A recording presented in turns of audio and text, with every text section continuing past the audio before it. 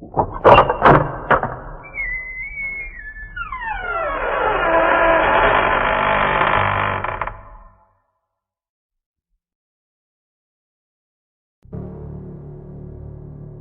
chamado de Cthulhu.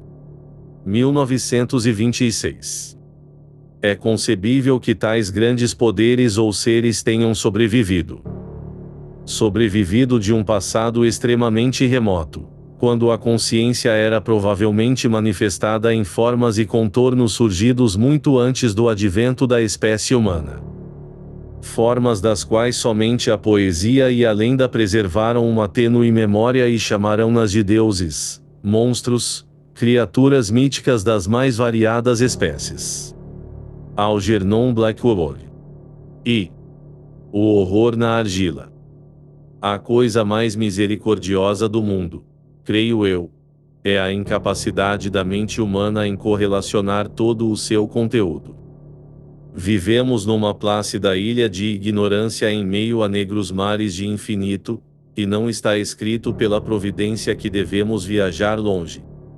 As ciências, cada uma progredindo em sua própria direção, tem até agora nos causado pouco dano. Mas um dia a junção do conhecimento dissociado abrirá visões tão terríveis da realidade e de nossa apavorante situação nela, que provavelmente ficaremos loucos por causa dessa revelação ou fugiremos dessa luz mortal rumo à paz e à segurança de uma nova idade das trevas. Os teosofistas fizeram conjecturas sobre a apavorante imensidão do ciclo cósmico, do qual nosso mundo e a raça humana constituem meros incidentes transitórios. Eles aludiram a estranhas sobrevivências em termos que congelariam o nosso sangue se não fossem mascarados por ameno otimismo. Mas não foi deles que veio o vislumbre das eras proibidas que me arrepiam quando nelas penso e me enlouquecem quando com elas sonho. Esse vislumbre, como todos os pavorosos vislumbres da verdade, cintilou quando juntei duas peças separadas no caso: uma velha notícia de jornal e as anotações de um professor já falecido. Espero que ninguém mais vinha a fazer essa junção. Com certeza, se eu viver, nunca fornecerei voluntariamente elo algum de tão nefasta cadeia. Acho que o professor também pretendia guardar segredo sobre a parte que ele conhecia, e que teria destruído suas anotações se a morte súbita não o tivesse levado antes. Meu conhecimento da coisa começou no inverno de 1926 a 1927 com a morte do meu tio-avô, George Gamelanger, professor emérito de línguas semíticas da Universidade Brown, em Providence, Rhode Island. O professor Angian gozava de grande renome como autoridade em inscrições antigas e a ele recorriam com frequência diretores de importantes museus, de modo que seu falecimento, aos 92 anos de idade, deve ser lembrado por muitos.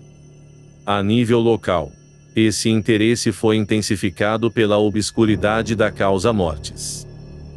O professor retornava do navio de Newport quando caiu de repente, segundo testemunhas, após ter sido empurrado por um negro com jeito de marinheiro, saído de um dos suspeitos e escuros pátios na encosta íngreme que formava um atalho entre o cais e a casa do finado na rua Williams. Os médicos foram incapazes de achar qualquer distúrbio visível, mas concluíram, após perplexa discussão, que alguma obscura lesão cardíaca, agravada pela subida brusca de tão íngreme colina por tão idoso homem, fora responsável pelo óbito. Naquela época não vi motivo algum para discordar desse diagnóstico, mas ultimamente sinto-me inclinado a questionar e mais do que questionar. Como herdeiro e executor do meu tio-avô, que morrera viúvo e sem filhos, esperava-se que eu examinasse seus papéis cuidadosamente, e com esse propósito levei todos os seus arquivos e caixas para minha residência em Boston. Grande parte do material que organizei será publicado mais tarde pela Sociedade Arqueológica Americana, mas havia uma caixa que eu achei extremamente enigmática e que me senti um tanto avesso a mostrá-la a outros olhos. Havia sido fechada com cadeado e não encontrei a chave até que me ocorreu examinar o chaveiro pessoal que o professor levava sempre no bolso. Consegui, de fato, abri-la, mas então pareceu-me que foi só para dar de cara com outro segredo ainda maior e mais impermeável. Pois qual poderia ser o significado do estranho baixo-relevo de argila e das esparsas anotações, comentários e recortes que achei? Teria o meu tio, nos últimos anos de vida, se tornado crédulo das mais superficiais imposturas? Resolvi que procuraria o excêntrico escultor responsável por essa aparente perturbação da paz de espírito de um velho. O baixo-relevo era um tosco retângulo com menos de 2 dedos de espessura e uns 12 a 15 centímetros de comprimento, obviamente de origem moderna. O seu desenho, contudo, nada tinha de moderno na atmosfera e no que sugeria. Pois, embora os caprichos do cubismo e do futurismo sejam muitos e desvairados, não reproduzem com frequência aquela regularidade críptica que se insinua na escrita pré-histórica. E a maior parte daqueles desenhos com certeza parecia algum tipo de escrita, ainda que a minha memória, bastante familiarizada com os papéis e coleções do meu tio, não conseguisse identificá-la ou sequer suspeitar de suas afiliações mais remotas. Acima desses hieróglifos aparentes havia uma figura de evidente intenção pictórica, embora sua execução impressionista impedisse uma ideia muito clara de sua natureza. Parecia um tipo de monstro, ou de símbolo representando um monstro, cuja forma só uma mente doentia poderia conceber.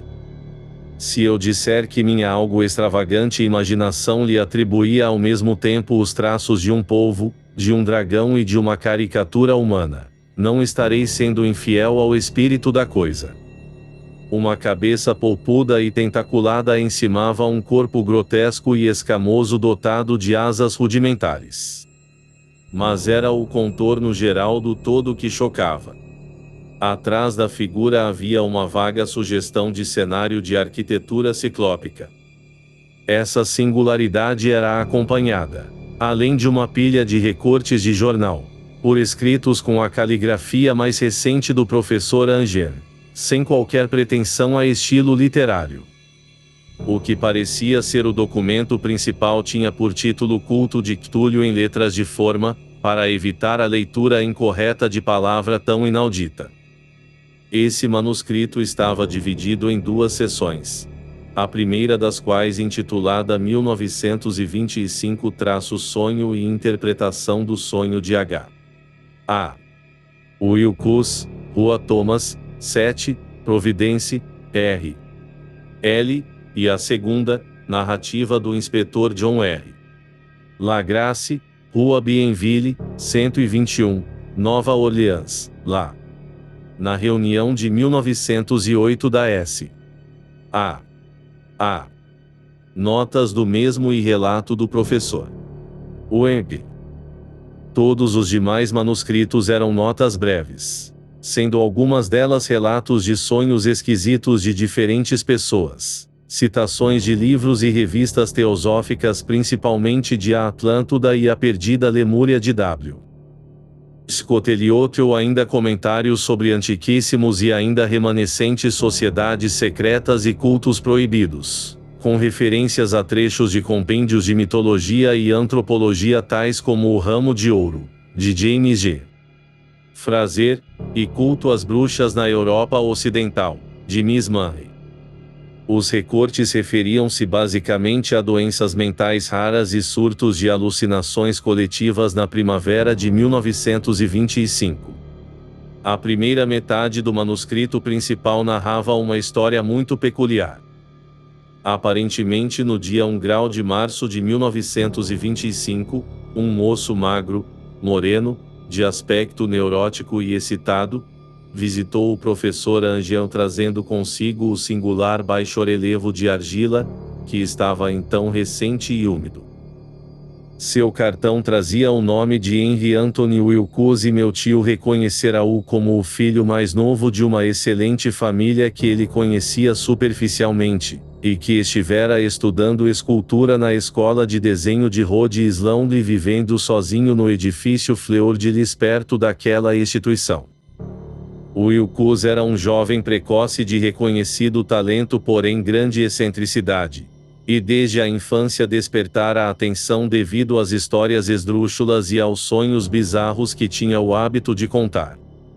Ele chamava a si mesmo de psiquicamente hipersensível, mas a gente convencional da antiga cidade comercial considerava-o apenas esquisitão.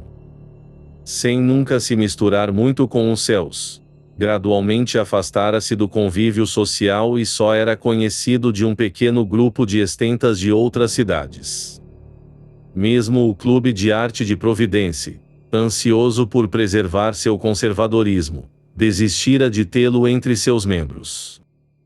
Na ocasião da visita, continuava o manuscrito do professor. O escultor pediu abruptamente a assistência do conhecimento arqueológico de seu anfitrião para identificar os hieróglifos do baixo relevo.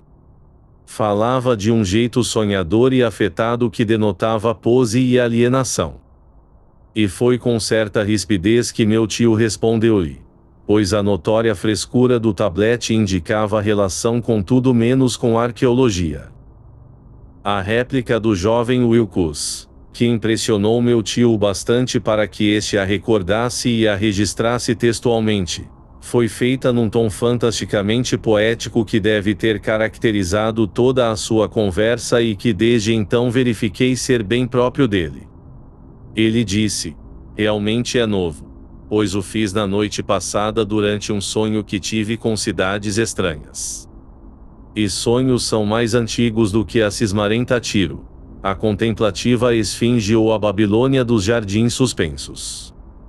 Foi então que ele começou a narrativa desconexa que subitamente despertou uma memória adormecida e conquistou o interesse febril do meu tio. Um leve tremor de terra ocorrera na noite anterior, o mais intenso registrado na Nova Inglaterra em anos, e afetara vivamente a imaginação de Wilkes. Este, ao se recolher, tivera um sonho sem precedentes, com grandes cidades ciclópicas de blocos titânicos e monólitos que alcançavam o céu, todos gotejando lodo verde e impregnados de horror latente.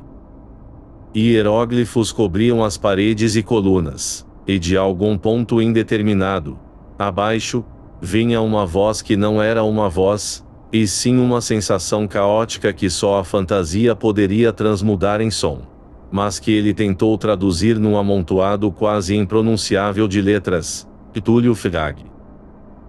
Essa mixórdia verbal foi a chave para a lembrança que excitou e perturbou o professor Angel. Ele interrogou o escultor com minúcia científica e estudou com intensidade quase frenética o baixo-relevo no qual o rapaz se encontrara trabalhando, enregelado e apenas com suas roupas de dormir, quando acordou, atônito. Meu tio culpou sua velhice, Wilkes disse depois, por sua demora em reconhecer tanto os hieróglifos quanto o desenho pictórico. Muitas das perguntas dele pareceram altamente despropositadas ao visitante, especialmente as que tentavam relacionar a figura com cultos ou sociedades estranhas. E Wilkes não pôde compreender as repetidas promessas de silêncio que recebeu em troca de sua confissão de ser membro de alguma difundida irmandade mística ou pagã. Quando o professor Angel se convenceu de que o escultor realmente desconhecia qualquer culto ou sistema de ciência oculta, assediou seu visitante com pedidos de que viesse relatar e futuramente os sonhos que voltasse a terça. Isso deu frutos regulares, pois após a primeira entrevista o manuscrito registra visitas diárias do rapaz, durante as quais ele narrava fragmentos surpreendentes de sua imagística noturna, centrada sempre num assustador panorama ciclópico de megalitos escuros e gotezantes, com uma voz ou inteligência subterrânea clamando monotonamente em enigmáticos impactos sensórios. Os dois sons mais frequentemente repetidos eram aqueles traduzidos pelas letras W e Lin. No dia 23 de março, continuava o manuscrito, Wilkes não apareceu. Em sua residência informaram que ele havia sido acometido por uma espécie desconhecida de febre e levado para a casa de sua família na rua Waterman. Havia gritado à noite, acordando vários outros artistas do prédio, e manifestara desde então apenas alternações de inconsciência e delírio. Meu tio telefonou imediatamente para a família, e a partir daí acompanhou o caso de perto, indo muitas vezes ao consultório do Dr. Tobey, o médico encarregado, na rua Tahir. A mente febril do rapaz aparentemente ocupava-se de coisas estranhíssimas, e o doutor de vez em quando estremecia ao falar delas. Essas coisas não somente repetiam o que ele sonhara antes, mas também incluíam uma coisa gigantesca com milhas de altura que caminhava ou se movia. Em nenhum momento descrevera o objeto, mas ocasionais palavras frenéticas, conforme repetidas pelo Dr. Tobey, convenceram o professor de que devia tratar-se da inominável monstruosidade que Wilkes procurara representar em sua escultura do sono. Referências a esse objeto, acrescentou o doutor, eram invariavelmente prelúdio à queda do rapaz na letargia. Sua temperatura, curiosamente, não estava muito acima da normal. Mas todo o seu estado parecia indicar antes febre do que perturbação mental. No dia 2 de abril, por volta das 3 da tarde, todos os sinais da enfermidade de Wilkes desapareceram subitamente. Sentou-se impertigado na cama, atônito por encontrar-se em casa e ignorando completamente o que acontecera em sonho ou realidade desde a noite de 22 de março. Tendo recebido alta do médico, voltou para o seu alojamento 3 dias depois. Porém não foi mais de nenhuma serventia para o professor Angel. Todos os vestígios de sonhos bizarros haviam desaparecido com a convalescença, e meu tio não registrou mais seus sonhos após uma semana de relatos inúteis e irrelevantes de visões absolutamente normais. Neste ponto terminava a primeira parte do manuscrito, mas referências a algumas das anotações dispersas deram-me muito o que pensar, tanto, na verdade, que somente o enraizado ceticismo que então constituía minha filosofia pode explicar o fato de que eu continuava duvidando do artista.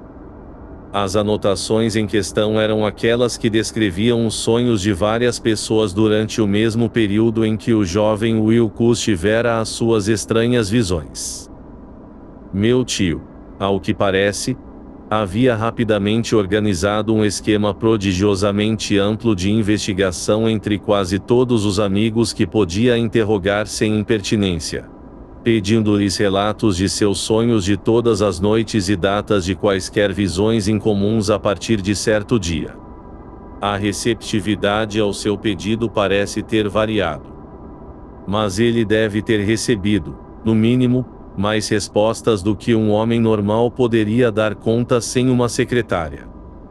Essa correspondência original não foi preservada. Porém suas anotações constituíam um resumo abrangente e realmente significativo dela.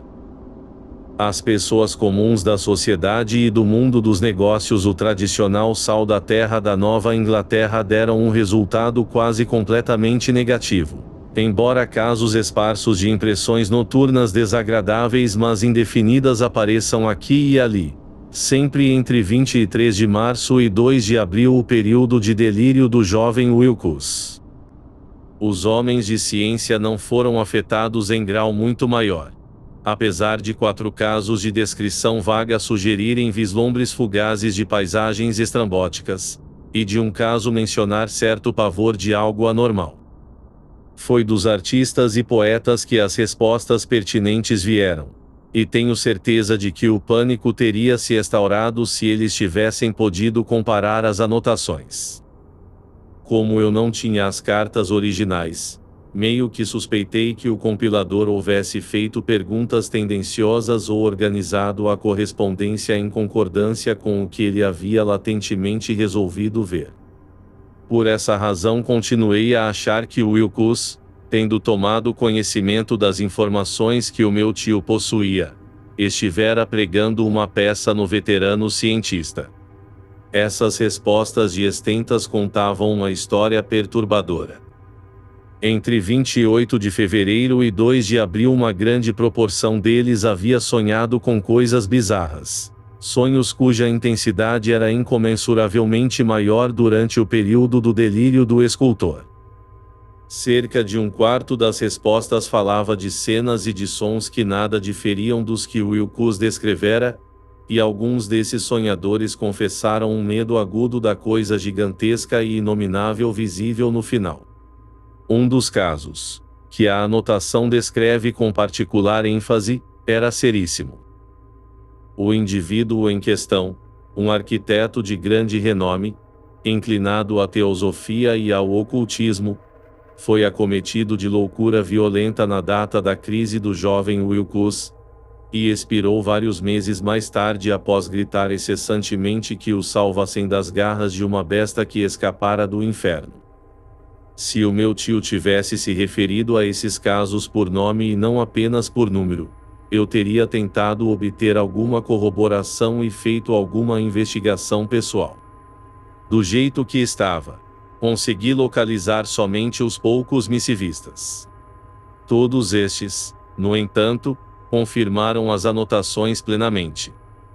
Muitas vezes tenho me perguntado se todas as pessoas interrogadas pelo professor se sentiram tão perplexas quanto aquele grupo.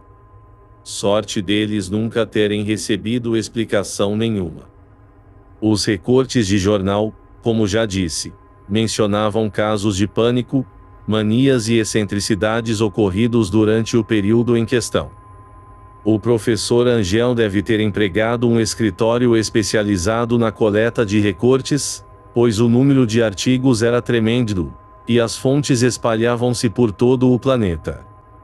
Um recorte falava de um suicídio noturno em Londres, onde um sonâmbulo pulara de uma janela após um grito lancinante. Outro consistia numa carta desconexa ao editor de um jornal na América do Sul, em que um fanático, baseado em visões que tivera, predizia um futuro calamitoso.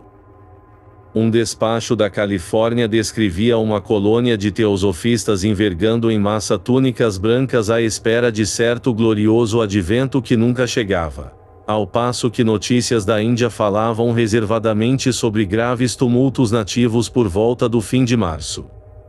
Orgias de voodoo multiplicaram-se no Haiti e postos avançados na África reportaram murmúrios agorentos. Oficiais norte-americanos nas Filipinas encontraram hostilidade por parte de certas tribos nessa época e policiais de Nova York foram atacados por multidões de levantinos histéricos na noite de 22 para 23 de março. O oeste da Irlanda também foi infestado de rumores inacreditáveis e lendas. E um pintor fantástico chamado Ardois Bonut exibiu um delirante quadro intitulado Paisagem Onírica no Salão de Primavera de Paris de 1926. E tão numerosos são os tumultos registrados em hospícios que só por milagre a fraternidade médica deixou de notar estranhos paralelismos e tirar conclusões mistificadas. Em suma, um surpreendente punhado de recortes, e é com assombro que me lembro hoje do empedernido racionalismo com que os pus de lado. Mas eu estava então convencido de que o jovem Wilkes tivera conhecimento dos assuntos antigos mencionados pelo professor. E o relato do inspetor Legrasse. Os assuntos antigos que haviam feito o sonho e o baixo relevo do escultor tão significativos para o meu tio constituíam o tema da segunda metade do seu longo manuscrito. Parece que anteriormente o professor Angel tinha visto uma vez os contornos infernais da inominada monstruosidade, confundira-se diante dos hieróglifos desconhecidos e escutara as agorintas sílabas que só podem ser grafadas como Cthulhu. E tudo isso interligado de forma tão espantosa e horrível, que não é de admirar que tenha perseguido o jovem Wilkes com perguntas e exigências de informações.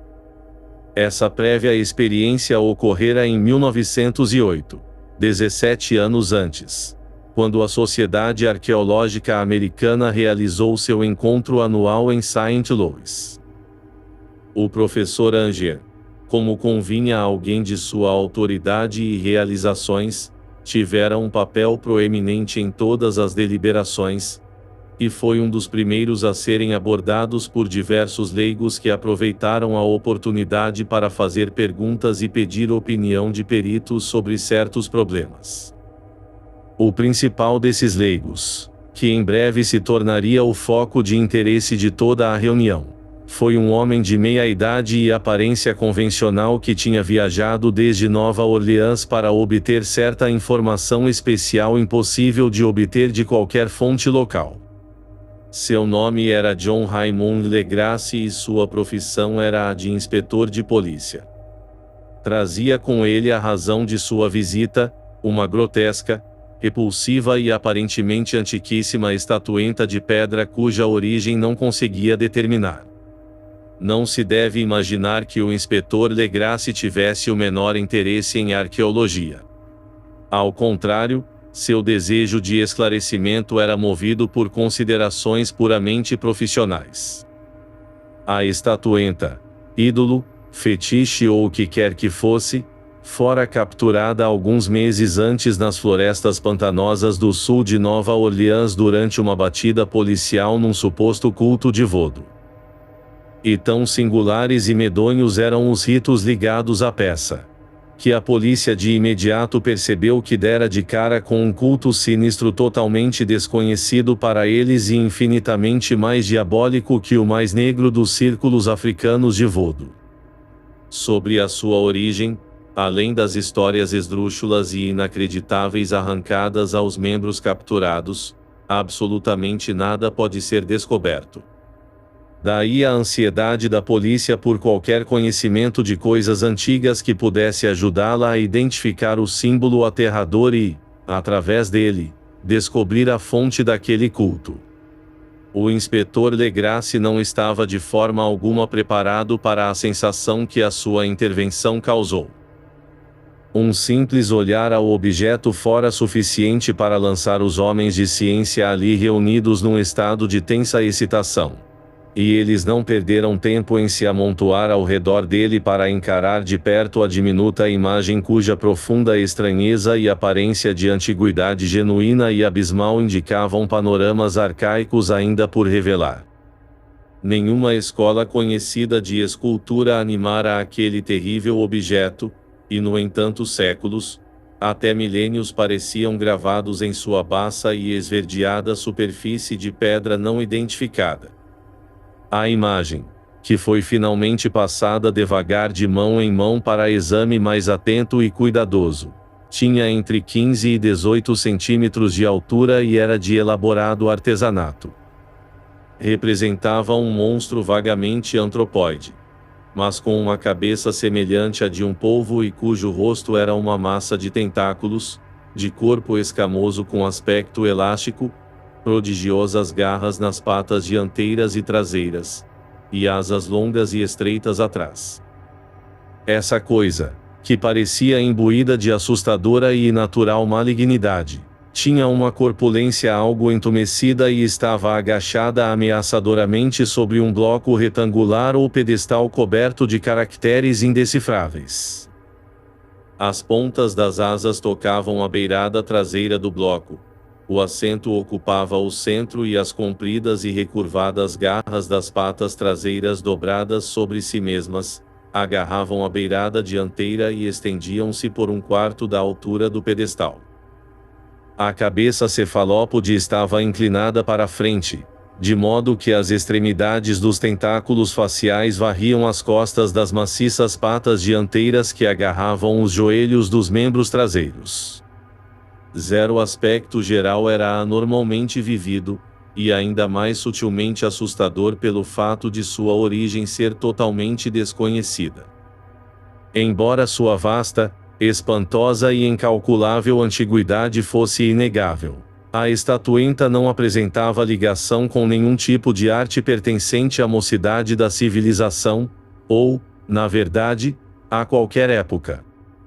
O seu próprio material era um mistério, pois a pedra lisa e negro esverdeada com pintas douradas ou iridescentes e estrias não se assemelhava a nada familiar à geologia ou à mineralogia.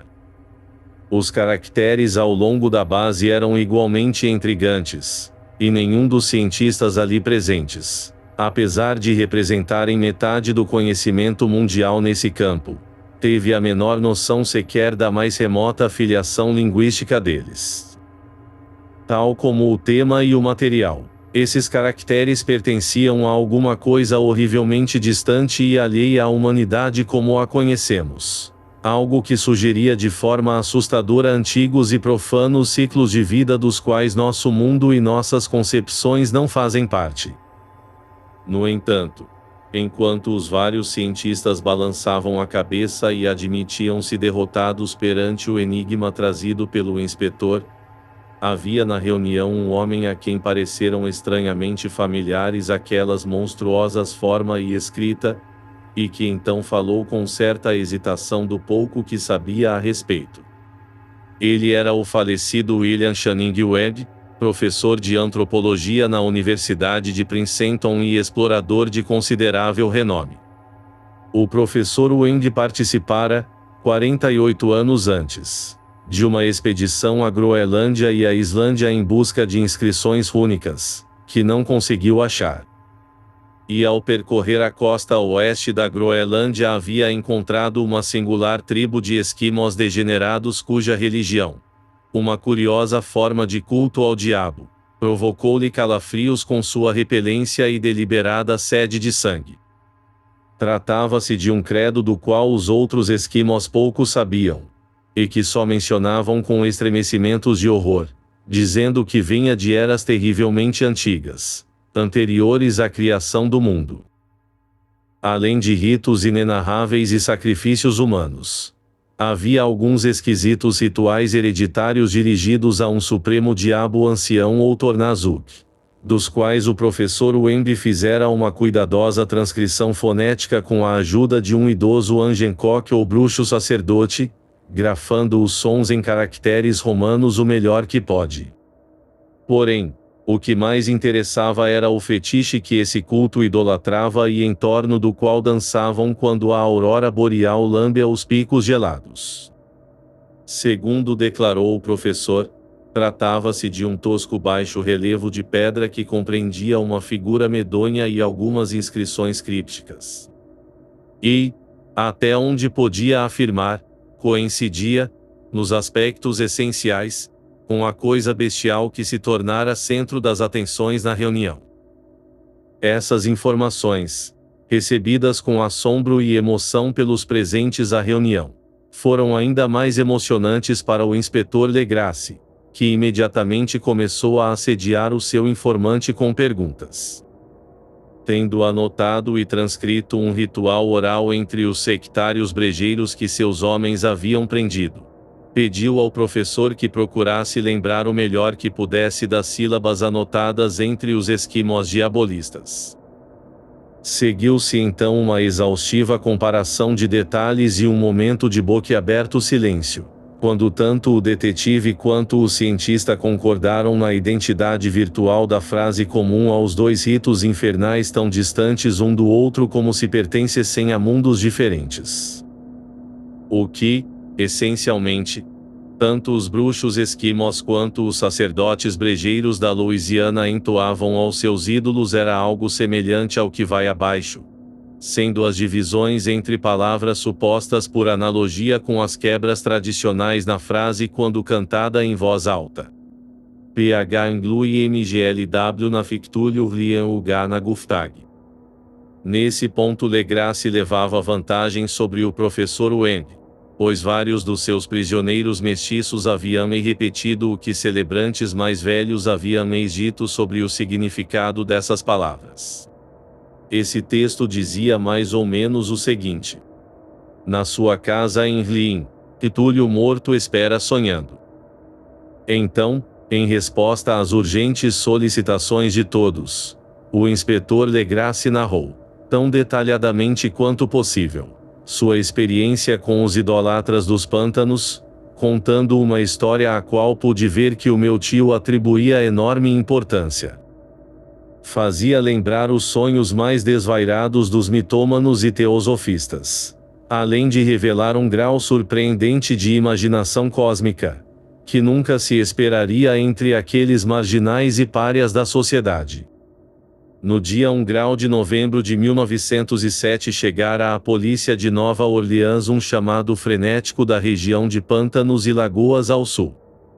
Os grileiros de lá, na maioria descendentes primitivos, mas de boa índole, dos homens de Lafitte, estavam tomados do mais absoluto pânico por causa de uma coisa desconhecida que viera sobre eles à noite. Tratava-se de vodo, aparentemente, mas de uma espécie de vodo muito mais terrível do que qualquer outra que já tinham visto. E algumas de suas mulheres e crianças haviam desaparecido desde que o malévolo Tantan começara a bater incessantemente bem para dentro das sombrias florestas, onde nenhum morador da região se aventurava. Ouviam-se gritos insanos e berros apavorantes, cânticos que gelavam o sangue e chamas demoníacas que bruxuleavam. E ninguém mais suportava aquilo, acrescentou o assustado mensageiro. Então um grupo de 20 policiais, em 2 carruagens e um automóvel, havia partido no fim da tarde com o trêmulo grileiro como guia. No fim da estrada transitável desceram e chapinharam por milhas em silêncio, em meio aos terríveis bosques de ciprestes onde nunca raiava o dia. Medonhas raízes e malignas barbas de velho dificultavam a caminhada, e de vez em quando uma pilha de pedras úmidas ou fragmentos de uma parede apodrecida intensificavam, com sua sugestão de povoação sórdida, uma angústia que cada árvore mal formada e a profusão de fungos contribuía para criar. Por fim, a aldeia dos grileiros, um ajuntamento miserável de cabanas, ficou à vista, e moradores histéricos acorreram para refugiar-se em volta do grupo de lanternas balouçantes. O som abafado dos tantãs já se ouvia ao longe, bem longe. E um grito agudo como um guincho vinha em intervalos desiguais quando o vento mudava de direção. Também um clarão avermelhado parecia filtrar-se através da pálida vegetação rasteira, oriundo de avenidas intermináveis de noite selvagem. Todos os assustados grileiros recusaram-se terminantemente a dar um passo sequer rumo àquele culto ímpio, de modo que o inspetor Legrasse e seus 19 colegas embrenharam-se sem guia nas arcadas negras de terror pelas quais nenhum deles jamais passara antes. A região em que agora se aventuravam os policiais era tradicionalmente de má reputação, desconhecida e inexplorada pelos brancos. Corriam lendas sobre um lago oculto nunca contemplado por mortais, no qual vivia uma gigantesca e disforme criatura poliposa branca com olhos luminosos. E os grileiros sussurravam que diabos com asas de morcego voavam para fora de cavernas nas entranhas da terra à meia-noite para adorar aquele ser. Diziam que ele estivera lá antes de D'Iberville, antes de La Salle, antes dos índios e antes mesmo dos saudáveis animais e pássaros das florestas. A criatura era o pesadelo encarnado e vela significava morrer. Mas também fazia os homens sonharem, por isso sabiam que deviam manter-se afastados. A atual orgia voodoo ocorria, de fato, no limite daquela área amaldiçoada. Daí o próprio local do culto ter talvez aterrorizado os grileiros mais do que os sons chocantes e os incidentes. Só a poesia ou a loucura poderiam descrever fielmente os barulhos ouvidos pelos homens de Legrasse ao avançarem pelos atoleiros negros rumo ao clarão vermelho e aos tantãs abafados. Existem sons característicos de homens e característicos de bestas, e é pavoroso escutar um quando a fonte deveria produzir o outro. A fúria animal e a licenciosidade orgiástica ali eram atiçadas a níveis demoníacos por uivos e estases guinchantes que reverberavam por aqueles bosques cobertos de noite como tempestades pestilenciais emanadas dos abismos do inferno. De vez em quando as ululações menos organizadas cessavam, e do que parecia um coro bem treinado de vozes roucas, elevava-se como uma ladainha aquela frase ou ritual nefando. PH MGLW na Fictúlio RLYCHUG na Guftag. Foi então que os homens, tendo alcançado um local onde as árvores eram mais finas, de repente avistaram o próprio espetáculo. 4 deles cambalearam. Um desfaleceu e 2 emitiram um grito frenético que a louca cacofonia da orgia afortunadamente encobriu. Legrasse jogou água do pântano no rosto do homem desmaiado e todos ficaram trêmulos e quase hipnotizados de horror. Numa clareira natural do pântano havia uma ilha de relva com cerca de meio hectare, sem árvores e toleravelmente seca. Nela saltava e se retorcia uma indescritível horda de anormalidade humana, que só um símio ou um angarola poderiam pintar. Sem roupa alguma, aquelas criaturas híbridas urravam, berravam e se contorciam ao redor de uma monstruosa fogueira circular, no meio da qual erguia-se, revelado por ocasionais frestas na cortina de chamas, um imponente monólito de granito com uns 2,5 metros de altura. Em cima dele, numa pequenez incongruente, jazia a nefasta estatueta. De um amplo círculo de 10 cadafalsos dispostos a intervalos regulares, com um monólito cingido de chamas ao centro, pendiam de ponta cabeça os corpos atrozmente mutilados dos indefesos grileiros que haviam desaparecido. Era dentro desse círculo que a roda de adoradores pulava e rugia da esquerda para a direita numa bacanal sem fim entre o anel de cadáveres e o anel de fogo. Pode ter sido só imaginação, como podem ter sido apenas ecos, que induziram um dos homens, um excitável hispânico, a julgar ter ouvido respostas antifonais ao ritual, vindas de um distante e penombroso ponto no fundo da floresta de antigas lindas e horrores. Mais tarde encontrei e interroguei esse homem, Joseph D.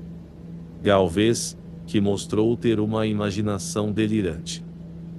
De fato, ele chegou ao extremo de sugerir ter escutado um leve rufiar de grandes asas e vislumbrado olhos fulgurantes bem como um montanhoso vulto branco além das árvores remotas, mas eu suponho que ele andara assimilando muita superstição local. Na verdade, a pausa horrorizada dos homens foi de duração relativamente curta. O dever vinha em primeiro lugar. E embora houvesse quase 100 celebrantes naquela horda, a polícia confiou em suas armas de fogo e investiu resolutamente contra a nauseante turba. Por 5 minutos o alarido e o caos resultantes foram indescritíveis. Golpes selvagens foram vibrados, tiros foram disparados e fugas ocorreram. Mas no final Legrasse pode contar uns 47 soturnos prisioneiros, os quais forçou a vestirem-se depressa e formar uma fila entre 2 fileiras de policiais. 5 dos adoradores jaziam mortos e 2 gravemente feridos foram carregados em padiolas improvisadas por seus camaradas. A imagem sobre o monólito foi, é lógico, cuidadosamente removida e levada embora por Legrasse. Interrogados na chefatura de polícia após uma jornada tensa e extenuante, verificou-se que todos os prisioneiros eram de classe social ínfima, mestiços e mentalmente perturbados. A maioria era de marinheiros, e um magote de negros e mulatos. Quase todos das Índias Ocidentais ou portugueses das ilhas de Cabo Verde. Dava uma tintura de vodo ao culto heterogêneo. Antes, porém, que muitas perguntas fossem feitas, ficou claro que se tratava de algo muito mais profundo e antigo do que o fetichismo negro. Degradadas e ignorantes que eram, Aquelas criaturas atinham-se com surpreendente consistência à ideia central de seu credo abominável. Eles adoravam, segundo disseram, os grandes antigos, que viveram muitas eras antes da existência do homem e que chegaram ao recém-criado mundo vindos do céu. Esses antigos haviam agora desaparecido no interior da terra e sob o mar. Porém, mesmo mortos, haviam transmitido seus segredos em sonhos ao primeiro homem, que instaurou um culto que jamais morrera. Era esse o culto que professavam, e os prisioneiros afirmaram que ele sempre existira e sempre existiria.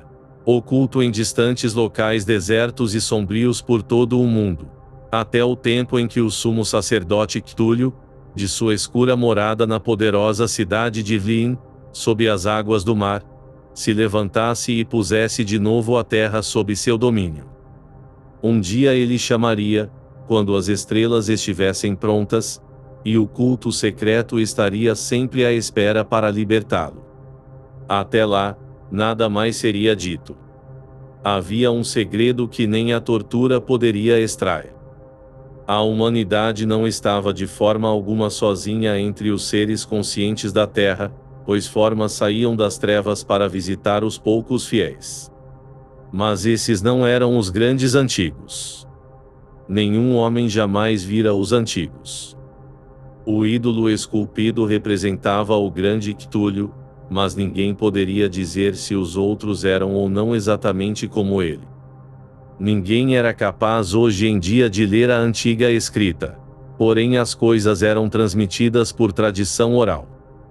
O cântico ritual não era o segredo, este nunca era falado em voz alta, apenas sussurrado. O cântico significava apenas isto: na sua casa em Hlin, Cthulhu morto espera sonhando. Apenas 2 dos prisioneiros foram considerados sãos o bastante para serem enforcados. Os demais foram internados em diversas instituições. Todos negaram participação nos assassinatos rituais e asseveraram que estes haviam sido obra dos Asas Negras, que tinham vindo a eles oriundos do seu imemorial ponto de encontro na Floresta Assombrada.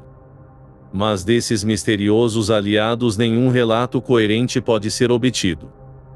A maior parte do que a polícia conseguiu averiguar veio de um mestiço fabulosamente idoso chamado Castro, que afirmava ter viajado a portos longínquos e falado com líderes imortais do culto nas montanhas da China. O velho Castro recordava-se de fragmentos de medonhas lindas que empalideciam as especulações dos teosofistas e faziam homem e mundo parecerem recentes e efêmeros. Houve épocas em que outros seres dominavam a terra, e eles haviam erigido cidades colossais.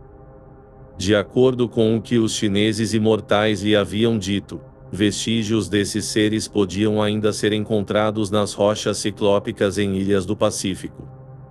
Todos eles haviam morrido muitas eras antes da chegada do homem, mas havia artes capazes de fazê-los reviver quando as estrelas retornassem às posições certas no ciclo da eternidade. Eles mesmos tinham vindo das estrelas e trazido consigo suas imagens.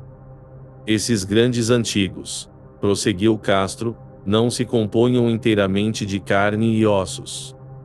Tinham forma, não o provava aquela imagem talhada nas estrelas? Mas essa forma não era feita de matéria. Quando as estrelas assumiam a configuração correta, eles podiam transportar-se de um mundo para outro pelo espaço sideral. Mas quando as estrelas não eram favoráveis, eles não podiam viver. Contudo, embora já não vivessem, eles nunca verdadeiramente morriam. Jaziam todos em suas moradas de pedra na grande cidade de Hlin, preservados pelos encantamentos do poderoso Cthulhu para uma gloriosa ressurreição quando as estrelas e a terra estivessem mais uma vez prontas para eles.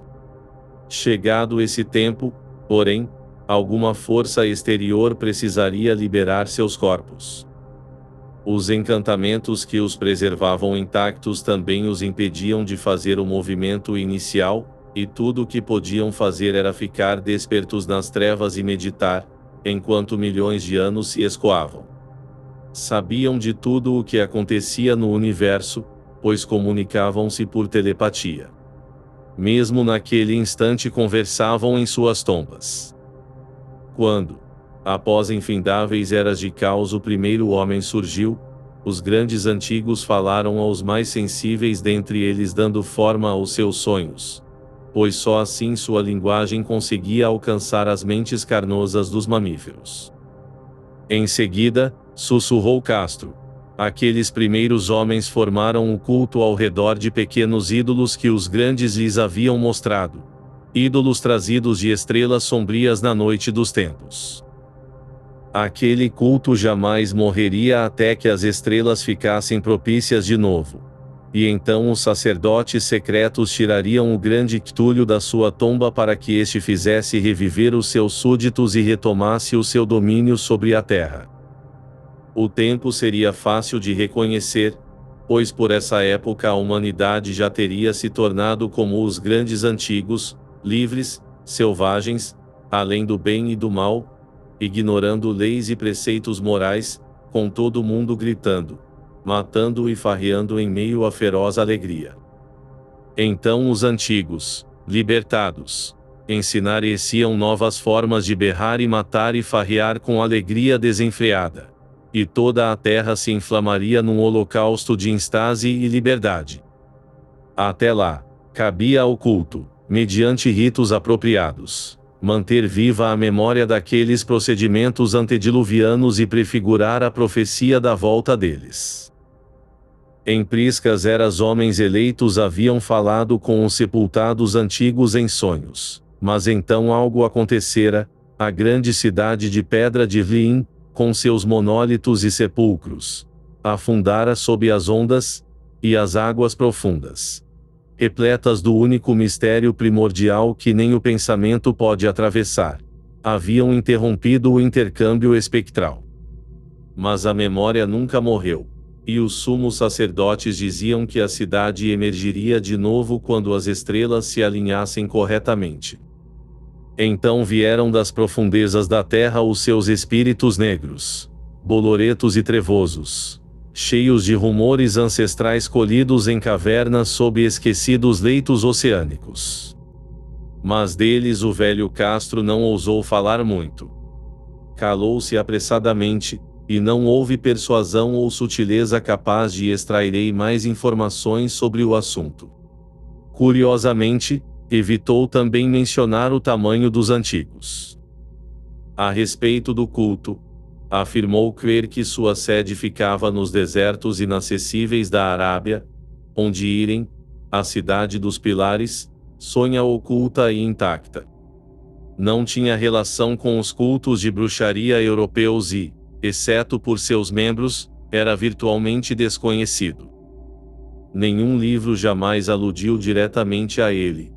Embora os chineses imortais dissessem que havia duplos sentidos no Necronômico, do árabe louco Abdul al-Yazreb, que os iniciados poderiam interpretar como quisessem, especialmente o polêmico dístico. Não está morto o que pode eternamente jazer, e com estranhas eras pode até a morte morrer. Legrasse, bastante impressionado e não pouco estupefato, havia investigado em vão sobre as afiliações históricas do culto. Aparentemente Castro dissera a verdade ao afirmar que era totalmente secreto. As autoridades da Universidade de Tulane não puderam dar esclarecimento algum tanto a respeito do culto quanto da imagem, e agora o detetive viera consultar as maiores autoridades do país, sem nada obter além da história da Groenlândia contada pelo professor Wemp. O interesse febril despertado na reunião por Legrasse e sua narrativa, corroborada pela estatueta, encontra eco na subsequente correspondência dos que estavam presentes, embora haja escassa menção ao incidente na publicação formal da sociedade. Cautela é a preocupação máxima daqueles que estão acostumados a charlatanice e impostura ocasionais. Legrasse emprestou a imagem por algum tempo ao professor Wemp, mas com a morte deste, foi-lhe devolvida e com ele permanecia quando a vi, não faz muito tempo. É uma coisa verdadeiramente medonha, e inequivocamente aparentada a escultura sonhada e esculpida pelo jovem Wilkes. Não me surpreendeu que a narrativa do escultor tivesse alvoroçado o meu tio. Pois que ideias poderiam ocorrerei, após saber o que Legrasse descobrira sobre o culto. Ao ouvir um rapaz sensível dizerei que sonhara não somente a figura e os hieróglifos exatos da imagem encontrada no pântano e do demoníaco baixo-relevo da Groenlândia, como também escutara em seus sonhos pelo menos 3 das palavras precisas da fórmula emitida tanto pelos diabolistas esquimós quanto pelos mestiços da Louisiana. Foi a coisa mais natural que o professor Angel iniciasse uma investigação aprofundada, ainda que eu privadamente suspeitasse que o jovem Wilkes ouvira falar do culto de maneira indireta e tivesse inventado uma série de sonhos para intensificar e manter o mistério, às custas do meu tio. As narrativas de sonhos e os recortes coletados pelo professor eram, é claro, forte corroboração. Mas o meu racionalismo e a extravagância da coisa toda levaram-me a adotar o que julguei ser a conclusão mais sensata. Assim, depois de estudar detidamente o manuscrito mais uma vez e de correlacionar as anotações teosóficas e antropológicas na narrativa feita por Legrasse sobre o culto, fiz uma viagem à Providência para ver o escultor e repreendê-lo devidamente por divertir-se às custas de um homem letrado e idoso. O Wilkes ainda vivia sozinho no edifício Fleur-de-Lis, na rua Thomas, uma hedionda imitação vitoriana da arquitetura bretã do século XXI, que pavoneia sua fachada de estuque em meio às lindas casas coloniais da antiga colina, e à sombra do mais esplêndido campanário georgiano dos Estados Unidos.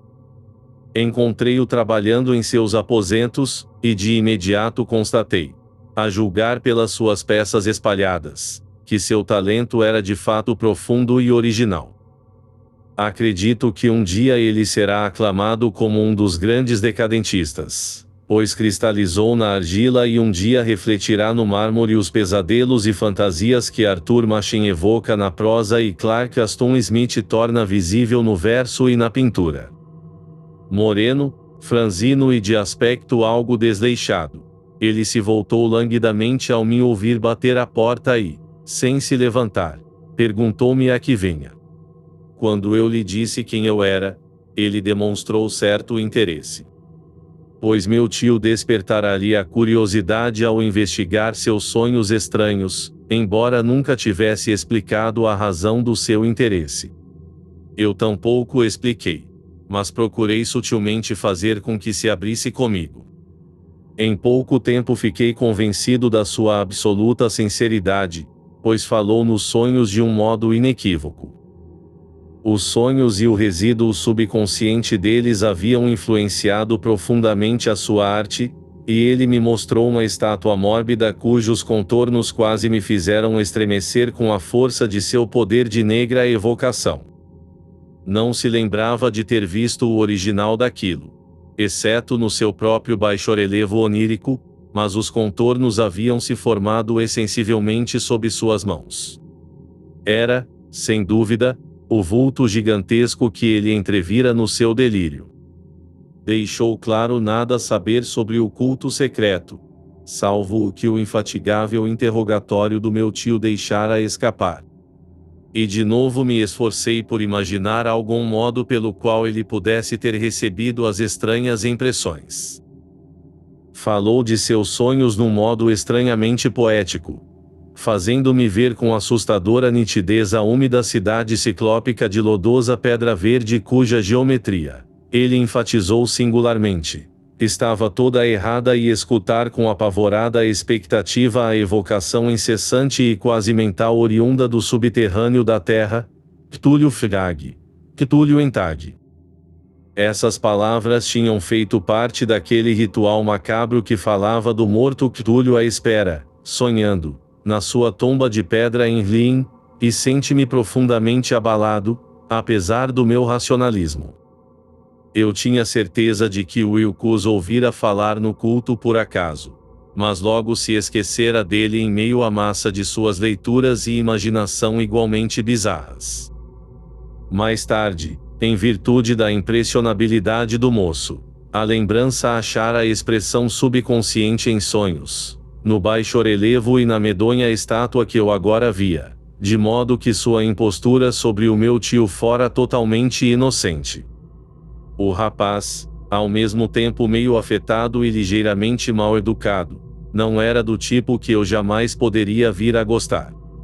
Mas eu estava ao menos disposto a reconhecer tanto o seu gênio quanto a sua honestidade.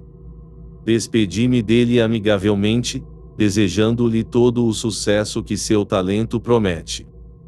A questão do culto continuava a me fascinar, e às vezes eu tinha visões de fama pessoal obtida graças a pesquisas sobre sua origem e conexões. Visitei Nova Orleans, conversei com Legrasse e outros participantes da batida policial. Vi a monstruosa imagem e até entrevistei alguns prisioneiros mestiços ainda vivos. O velho Castro, infelizmente, já morrera havia alguns anos. O que ouvi então, de forma tão nítida e em primeira mão, embora não fosse mais que uma confirmação detalhada daquilo que meu tio escrevera, voltou a me estimular, pois tive a certeza de estar na pista de uma religião muito real, muito secreta e muito antiga, cuja descoberta faria de mim um antropólogo de renome. Minha atitude era ainda de absoluto materialismo, como gostaria que ainda fosse, e descartei com inexplicável má vontade a coincidência entre os relatos de sonhos e os esquisitos recortes colecionados pelo professor Angel. Uma coisa que comecei a suspeitar e que agora infelizmente eu sei, é que a morte do meu tio nada teve de natural. Ele caiu de uma ladeira estreita que saía de um antigo cais repleto de mestiços estrangeiros, após um descuidado empurrão de um marinheiro negro. Não esqueci o sangue misto e atividades navais dos membros do culto na Louisiana. E não me surpreenderia se viesse a ouvir falar de métodos secretos e agulhas envenenadas tão implacáveis e antigas quanto os rituais e credos crípticos.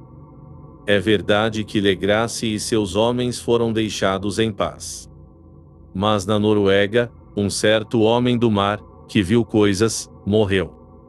Será que as investigações mais profundas do meu tio, após o encontro com o escultor, não poderiam ter chegado a ouvidos sinistros? Eu acho que o professor Angel morreu porque sabia demais ou estava prestes a saber demais. Se terei o mesmo fim que ele, é o que me resta saber, pois agora eu também sei demais. E a loucura que veio do mar. Se aprouver aos céus conceder-me algum dia uma benção, pedirei que seja o esquecimento total dos resultados do mero acaso que fixou meus olhos num certo pedaço perdido de papel que forrava uma prateleira. Não era algo com que eu normalmente tropeçaria no curso da minha rotina diária, pois tratava-se de um velho número de um jornal australiano, o Sydney Bulletin, de 18 de abril de 1925. A notícia escapara até mesmo ao escritório de recortes que, na época de sua publicação, coletava avidamente material para a pesquisa do meu tio. Eu havia praticamente deixado de lado minhas investigações sobre o que o professor Angel chamava culto de Cthulhu, e estava visitando um letrado amigo em Paterson, Nova Jersey, curador de um museu local e renomado mineralogista. Um dia, examinando amostras de reserva colocadas desordenadamente sobre as prateleiras de uma sala nos fundos do museu, meu olhar foi atraído por uma estranha gravura num dos velhos jornais espalhados debaixo das pedras. Era o exemplar do Sydney Bulletin a que me referi, pois meu amigo tinha amplas ligações em todos os países imagináveis. E a figura era uma litografia de uma horrorosa estatueta de pedra quase idêntica à que Legrasse encontrara no pântano. Ansiosamente afastando da folha de jornal os preciosos espécimes minerais, estudei a notícia detalhadamente, mas fiquei desapontado ao ver que não era muito extensa.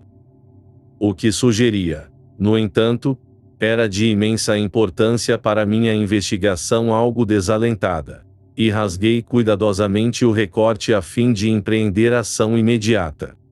Dizia o seguinte: navio abandonado encontrado no mar.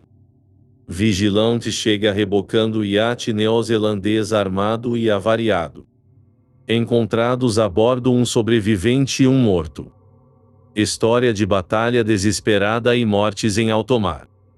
Marinheiro salvo recusa-se a dar detalhes da estranha experiência. Misterioso ídolo achado em seu poder. Será aberto o inquérito. O cargueiro da Morrison Co. Vigilante, proveniente de Valparaíso, atracou esta manhã no porto de Darling, trazendo a reboque o avariado e inutilizado, mas fortemente armado, iate a vapor Alert, com matrícula de Dunedin, N. Zin. Que fora avistado no dia 12 de abril na latitude sul 34 graus 21, longitude oeste 152 graus 17, com um homem vivo e um morto a bordo. O vigilante deixou Valparaíso a 25 de março e, no dia 2 de abril, sua rota foi consideravelmente desviada para sul por fortíssimas tempestades e ondas monstruosas. Em 12 de abril foi avistado o barco à deriva, e embora aparentemente abandonado pela tripulação, foram encontrados a bordo um sobrevivente em estado de semidelírio e um homem com evidências de estar morto há mais de uma semana. O sobrevivente agarrava um horrível ídolo de pedra de origem desconhecida e cerca de 1 pé de altura, a respeito de cuja natureza as autoridades da Universidade de Sydney, da Royal Society e do Museu de College Street confessaram a mais absoluta ignorância, e que o sobrevivente afirma ter encontrado na cabina do iate, num pequeno relicário esculpido, de formato comum. Após recuperar a consciência, esse homem narrou uma história excessivamente estranha de pirataria e chacina. Seu nome é Gustaf Johansen, norueguês de alguma instrução, e servira como segundo oficial da escuna Emma, de Auckland, que zarpou de Callao a 20 de fevereiro, com tripulação de 11 homens. A Emma, disse ele, foi retardada e largamente desviada de seu curso na direção sul pela grande tempestade de 1 grau de março. No dia 22 desse mês, na latitude sul 49 graus 51 e longitude oeste 128 graus 34, encontrou o Alert, tripulado por um esquisito e mal-encarado grupo de canacas e mestiços. Recebendo ordem peremptória de voltar, o capitão Coles recusou-se, ao que o estranho grupo abriu fogo violentamente e sem aviso sobre a escuna, com uma bateria peculiarmente pesada de canhões de bronze que faziam parte do equipamento do iate. Os homens da Emma reagiram. Prosseguiu o sobrevivente, e embora a escuna começasse a afundar devido a tiros que a atingiram abaixo da linha de flutuação, conseguiram abordar a embarcação inimiga e lutar corpo a corpo com os selvagens sobre o convés do iate, sendo forçados a matá-los todos, o número destes sendo ligeiramente maior, por causa de seu modo feroz e desesperado, ainda que despreparado, de lutar.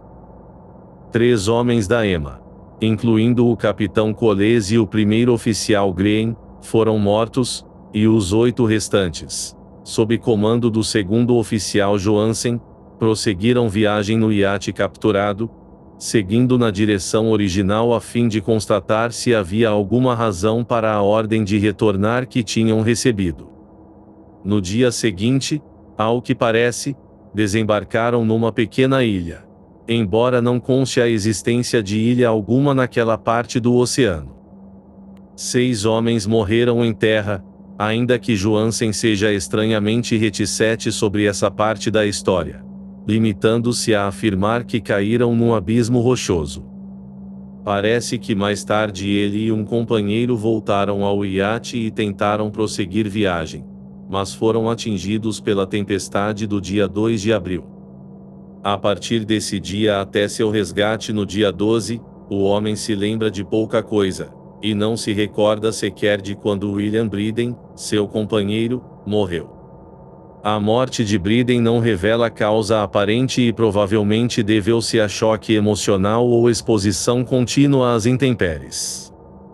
Notícias recebidas de Dunedin informam que o Alert era bem conhecido por lá como navegador de cabotagem e que gozava de má reputação nos meios marítimos. Era de propriedade de um curioso grupo de mestiços cujas frequentes reuniões e viagens noturnas aos bosques despertavam considerável curiosidade. Zarpara com grande pressa logo depois da tempestade e dos tremores de terra de 1 grau de marco. Nosso correspondente em Auckland atribui a Emma e sua tripulação uma reputação excelente, e Johansen é descrito como homem sóbrio e valoroso. Amanhã o almirantado abrirá inquérito sobre o incidente, no qual serão feitos todos os esforços para induzir Johansen a falar mais do que até o momento. Isso era tudo, juntamente com a foto da imagem infernal. Mas que sucessão de ideias desencadeou na minha mente. Aqui estavam novos tesouros de informação sobre o culto de Cthulhu, bem como evidências de que possuía estranhos interesses no mar tanto quanto em terra. Que motivo levara a tripulação de mestiços a ordenar o retorno da Emma enquanto navegavam com aquele medonho ídolo? Qual era a ilha desconhecida onde 6 membros da tripulação da Emma haviam morrido e sobre a qual o imediato Johansen guardava tanto segredo? O que haveria descoberto a investigação do almirantado e o que se saberia em Dunedin sobre aquele culto nefasto? E o mais surpreendente de tudo, que profunda e sobrenatural ligação de datas era essa que dava um significado maligno e agora inegável aos vários episódios tão cuidadosamente anotados por meu tio? A 1 grau de março nosso 28 de fevereiro, segundo a hora do meridiano de Greenwich haviam ocorrido o terremoto e a tempestade. De Dunedin o Alert e sua revoltante tripulação haviam zarpado ansiosamente, como se atendessem a um imperioso chamado. Enquanto do outro lado da terra poetas e artistas haviam começado a sonhar com uma estranha e lodosa cidade ciclópica, e um jovem escultor moldara durante o sono a forma do temível Cthulhu. A 23 de março a tripulação da Emma desembarcava numa ilha desconhecida, deixando ali 6 mortos. E na mesma data os sonhos de homens sensíveis assumiam grande nitidez e se ensombreciam com o pavor da perseguição maligna de um monstro gigantesco, ao passo que um arquiteto enlouquecia e um escultor mergulhava repentinamente em total delírio. E o que dizer daquela tempestade de 2 de abril, data em que cessaram todos os sonhos da cidade lodosa e o Wilcus emergiu incólume do cativeiro de sua estranha febre? O que dizer de tudo isso e das alusões do velho Castro sobre os antigos, submersos filhos das estrelas cujo reinado estava próximo, do fervoroso culto que lhes era dedicado e do domínio que tenham sobre os sonhos? Estaria eu cambaleando à beira de horrores cósmicos além da capacidade humana de suportá-los? Se assim fosse, deveriam ser horrores apenas da mente, pois de alguma forma o dia 2 de abril pusera fim a qualquer ameaça monstruosa que iniciara seu assédio contra a alma da humanidade. Naquela noite, após um dia inteiro de telegramas apressados e tomada de providências, despedi-me do meu anfitrião e embarquei num trem para São Francisco. Em menos de um mês estava em Dunedin, onde, contudo, descobri que pouco se sabia acerca dos estranhos membros do culto que haviam frequentado as velhas tavernas do cais. A ralé do porto era comum demais para fazer jus a qualquer menção especial, embora se falasse vagamente sobre uma excursão terra adentro que aqueles mestiços haviam feito, e durante a qual tenues batidas de tambor e labaredas vermelhas nas colinas distantes tinham se feito notar. Em Auckland soube que Johansen havia retornado com os cabelos loiros totalmente brancos após um interrogatório superficial e inconcludente em Sydney, e que depois vendera sua pequena casa na Rua Oeste e zarpara com a esposa para seu antigo lar em Oslo. Nem aos seus amigos quis contar sobre a sua eletrizante experiência mais do que contar aos oficiais do almirantado, e o máximo que puderam fazer foi dar-me o endereço dele em Oslo. Depois disso fui a Sydney e conversei sem proveito algum com marinheiros e integrantes do Tribunal Marítimo. Vi o Alert, agora vendido e sendo usado como cargueiro no cais circular, em Sydney Cove, mas nada ganhei com a visita à neutra embarcação. A imagem agachada, com sua cabeça de polvo, corpo de dragão, asas escamosas e pedestal coberto de hieróglifos era conservada no Museu de Hyde Park, e eu a estudei detidamente, constatando ser obra de rematada e artística malignidade, dotada do mesmo mistério profundo, assustadora antiguidade e estranheza alienígena de material que eu observara no espécime menor de Legrasse.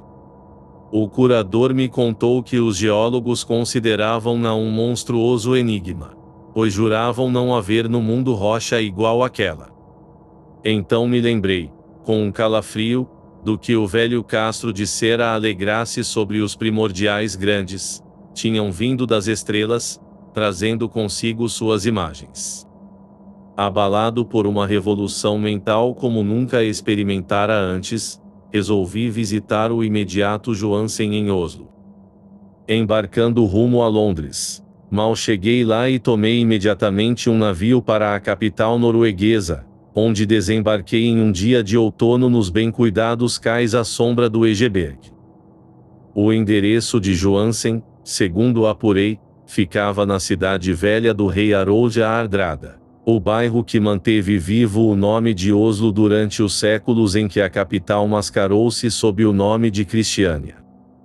Fiz o breve trajeto de táxi, e foi com o coração palpitante que bati à porta de um antigo e belo edifício com fachada de estuque. Atendeu-me uma mulher de rosto triste vestida de preto, e a decepção se abateu sobre mim quando ela me informou, num inglês trôpego, que Gustaf Johansen havia morrido. Ele não sobrevivera muito tempo após o seu regresso, contou-me sua viúva, pois os acontecimentos no mar em 1925 haviam-no alquebrado. Johansen não contara à esposa mais do que contara ao público, porém deixara um longo manuscrito sobre assuntos técnicos, segundo disse escrito em inglês, com o propósito evidente de salvaguardá-la do perigo de uma leitura casual. Durante um passeio por uma viela estreita próxima às docas de Gothenburg, fora derrubado por um pesado fardo de jornais caído da janela de um sótão. 2 marinheiros de Lascar imediatamente ajudaram-no a levantar-se, mas antes que a ambulância chegasse, ele já estava morto. Os médicos não encontraram causa específica para o óbito, atribuindo-o a problemas cardíacos e constituição debilitada. Senti então remoer-me as entranhas aquele obscuro terror que nunca mais me deixará até que eu também vinha a repousar, acidentalmente ou de outra forma.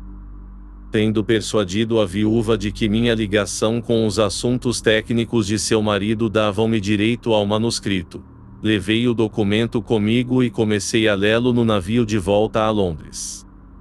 A redação era simples e sem elegância de estilo tentativa de marinheiro ingênuo de compor um diário a posteriori e procurava reconstituir, dia a dia, aquela última e fatídica viagem. Não há por que transcrevê-lo na íntegra com toda a sua ilegibilidade e redundâncias, mas narrarei o essencial do seu conteúdo para mostrar por que o barulho da água contra o casco do navio tornou-se tão insuportável para mim que tampei meus ouvidos com algodão. Johansen, graças a Deus, não sabia de tudo, mesmo tendo visto a cidade e a coisa, mas nunca voltarei a dormir calmamente de novo ao pensar nos horrores que espreitam incessantemente a vida no tempo e no espaço, E naquelas ímpias blasfemias oriundas de imemoriais estrelas que sonham nas profundezas do mar, conhecidas e adoradas por um culto de pesadelo pronto e ansioso por soltá-las sobre o mundo assim que outro terremoto traga de novo à tona sua monstruosa cidade de pedra. A viagem de Johansen havia começado exatamente como ele contou ao almirantado. A escuna Emma, com lastro, deixara Auckland a 20 de fevereiro. E sentira toda a força da tempestade causada pelo terremoto que deve ter feito emergir os horrores que preencheram os sonhos de tantos homens. Recuperado o controle da embarcação, esta prosseguia normalmente quando foi abordada pelo Alert a 22 de março, e pude sentir a tristeza do imediato ao descrever o bombardeio e afundamento do seu barco. Dos satanistas trigueiros do Alert ele fala com significativo horror. Havia neles algo de peculiarmente abominável que fazia com que a sua destruição parecesse quase um dever, e Johansen demonstra ingênua surpresa frente à acusação de desumanidade levantada contra o seu grupo durante os trabalhos da corte de inquérito. Então, levados adiante pela curiosidade no iate capturado, sob o comando de Johansen, os homens avistaram uma enorme coluna de pedra que se projetava fora do mar, e na latitude sul 47 graus 9 e longitude oeste 126 graus 43, deram com um litoral de lama, lodo e alvenaria ciclópica coberta de musgo que não podia ser outra coisa senão a substância tangível do supremo terror do planeta, a cadavérica cidade pesadelo de Vlin, construída há incontáveis eras antes da história pelos gigantescos e nefastos vultos procedentes das estrelas sem luz. Ali jaziam o grande Cthulhu e suas hordas, ocultos em verdes criptas lodosas de onde finalmente, após ciclos incalculáveis, emitiam os pensamentos que infundem medo nos sonhos dos sensíveis e conclamam imperiosamente os fiéis a uma peregrinação de libertação e restauração. Johansen nada suspeitava sobre isso, mas Deus sabe que ele logo veria o bastante. Suponho que apenas o cume de uma montanha, a revoltante cidadela coroada por um monólito, onde estava sepultado o grande Cthulhu, emergiu verdadeiramente das águas. Quando penso na extensão de tudo o que pode estar à espreita lá embaixo, quase tenho vontade de me matar de uma vez. Johansen e seus homens estavam boquiabertos perante a cósmica majestade daquela gotejante Babilônia de demônios ancestrais, e devem ter adivinhado, sem maior orientação, que não se tratava de nada proveniente deste ou de qualquer planetação. Perplexo temor diante do incrível tamanho dos blocos de pedra esverdeados, da estonteante altura do grande monólito esculpido e da assombrosa identidade entre as colossais estátuas e baixos relevos e a esdrúxula imagem encontrada no relicário do Alert, é flagrante em cada linha da assustada descrição do imediato. Sem ter qualquer noção da escola artística a que se dá o nome de futurismo, Johansen chegou a algo muito próximo quando falou sobre a cidade. Pois, ao invés de descrever qualquer estrutura ou edifício definidos, ele se refere apenas às amplas impressões de vastos ângulos e superfícies de pedra, superfícies grandes demais para pertencer a qualquer coisa correta ou apropriada nesta terra, e ímpias com aquelas horríveis imagens e hieróglifos. Menciono a alusão dele a ângulos porque sugere algo que Will me dissera sobre seus arrepiantes sonhos. Ele havia dito que a geometria do local do sonho era anormal, não euclidiana, e perturbadoramente repleta de esferas e dimensões alheias às nossas. Agora um marujo iletrado sentia a mesma coisa encarando a terrível realidade. Johansen e seus homens desembarcaram numa lamacenta encosta daquela monstruosa acrópole, e galgaram com dificuldade os titânicos blocos escorregadios que não poderiam ser uma escada para mortais.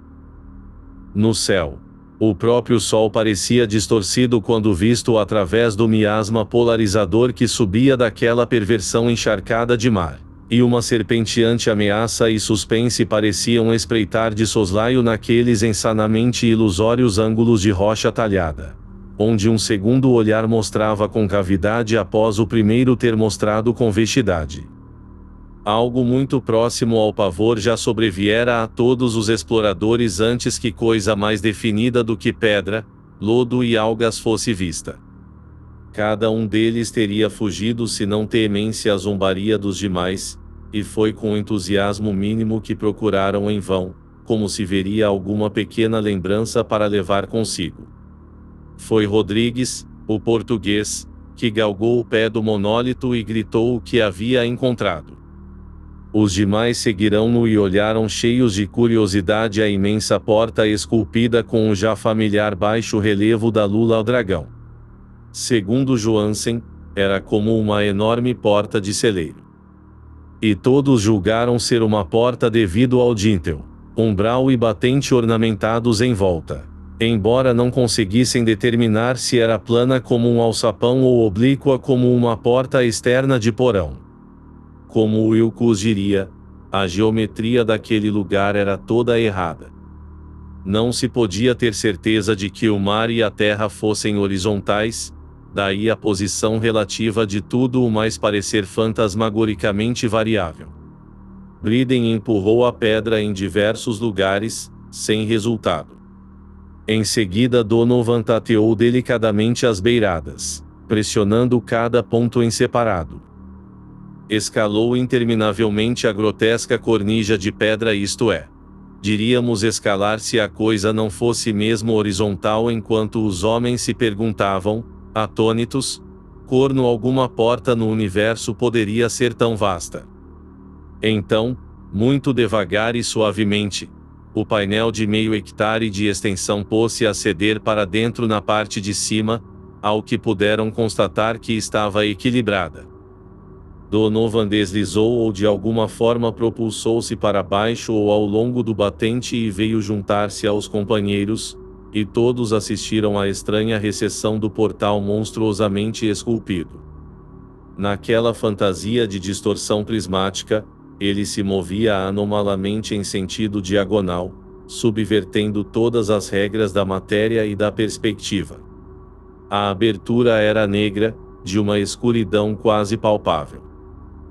Aquela tenebrosidade tinha, com efeito, uma qualidade positiva, pois escurecia partes das paredes internas que deveriam estar claras, e na verdade se evolava como fumaça de seu imemorial aprisionamento, visivelmente eclipsando o sol à medida em que se esquivava pelo céu encolhido e convexo com esvoaçantes asas membranosas. O fedor que subiu das recém-abertas profundezas era insuportável, e logo depois Hawkins, que tinha ouvido apurado, julgou captar um asqueroso chapinhar vindo lá de baixo.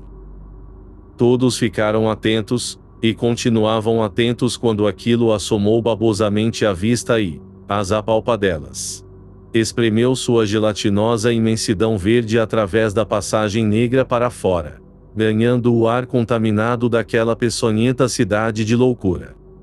A caligrafia do pobre Johansen quase cedeu ao escrever essa parte. Dos 6 homens que não voltaram ao navio, ele acha que 2 morreram de puro pavor naquele instante amaldiçoado. A coisa não pode ser descrita, não existem palavras capazes de expressar tais abismos de loucura estridente e imemorial, tais contradições alienígenas de toda a matéria, força e harmonia cósmica. Uma montanha caminhava, ou cambaleava. Deus!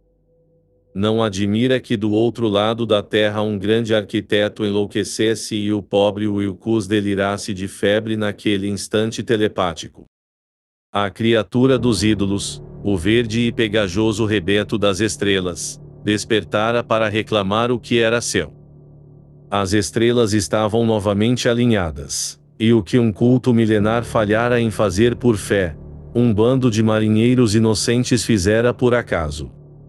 Após trilhões de anos, o grande Cthulhu estava solto mais uma vez, e ávido de prazer. 3 homens foram varridos pelas flácidas garras antes que alguém pudesse se voltar para fugir. Que descansem em paz, se é que há algum descanso no universo. Foram eles Donovan, Guerreira e Angstrom. Parker escorregou enquanto os outros três disparavam freneticamente sobre panoramas intermináveis de rocha esverdeada rumo ao bote. E Johansen jura que ele foi tragado por um ângulo de alvenaria que não devia estar lá, um ângulo que, sendo agudo, comportava-se como se fosse obtuso. De modo que somente Briden e Johansen alcançaram o bote, e remaram desesperadamente para o alerte enquanto a montanhosa monstruosidade descia desajeitadamente pelas pedras limosas e hesitava, cambaleante, à beira d'água. O vapor continuava a sair do iate a despeito da saída de todos os homens para a praia. Portanto, bastou alguns momentos de febril corre-corre entre rodas e motores para fazer o alerte partir.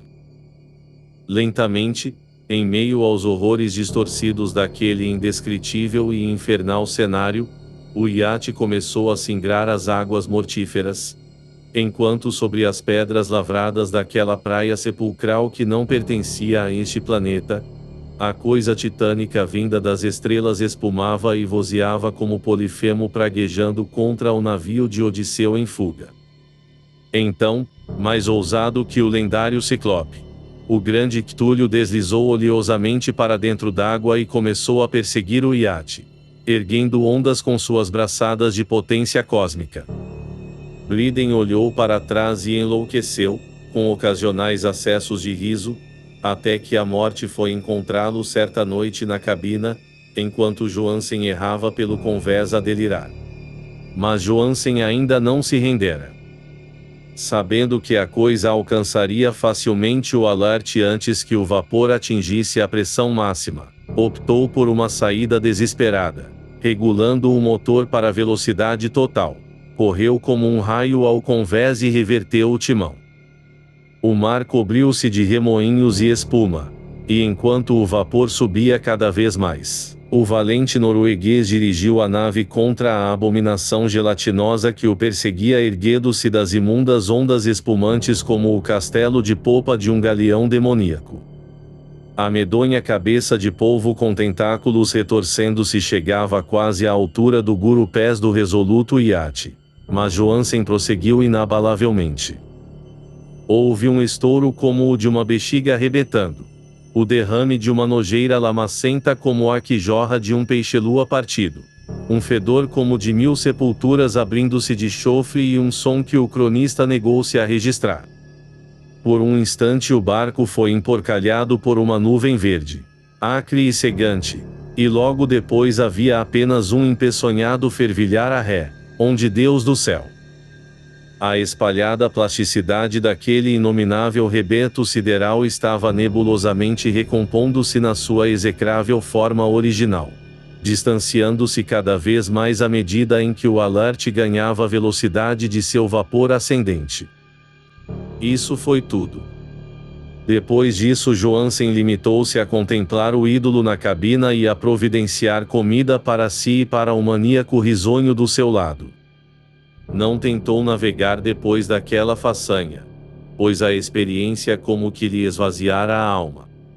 Sobreveio então a tempestade de 2 de abril e uma concentração de nuvens que lhe obscureceram a consciência.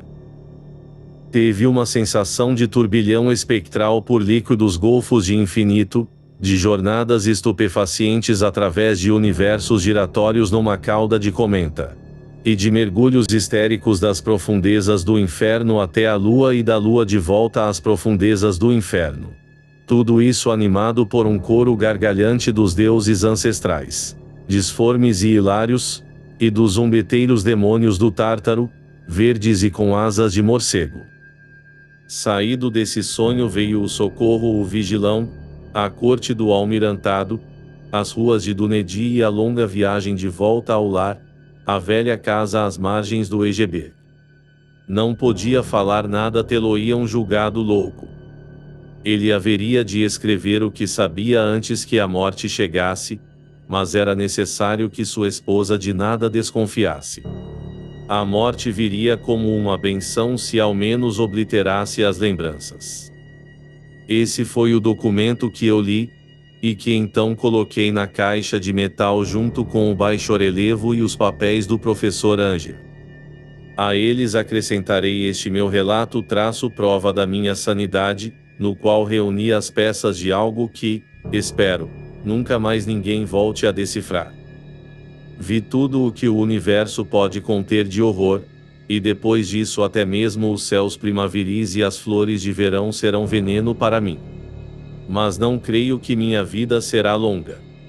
Como meu tio se foi, como o pobre Johansen se foi, também eu irei. Sei demais, e o culto ainda vive.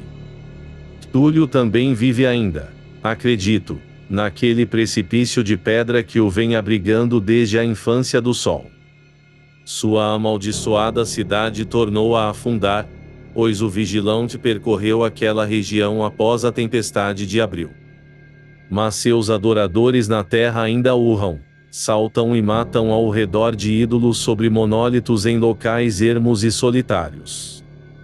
Ele deve ter sido surpreendido pelo afundamento quando se achava no seu abismo negro, do contrário o mundo inteiro estaria agora berrando de pavor e frenesi. Quem sabe qual será o final? O que emergiu pode afundar, e o que afundou pode emergir. A repugnância suprema aguarda sonhando nas profundezas e a podridão paira sobre as precárias cidades dos homens. O tempo virá. Mas não devo, nem posso pensar. Só me resta a esperança de que, se eu não sobreviver a este manuscrito, meus testamenteiros tenham mais precaução que audácia e impeçam que outros olhos o vejam.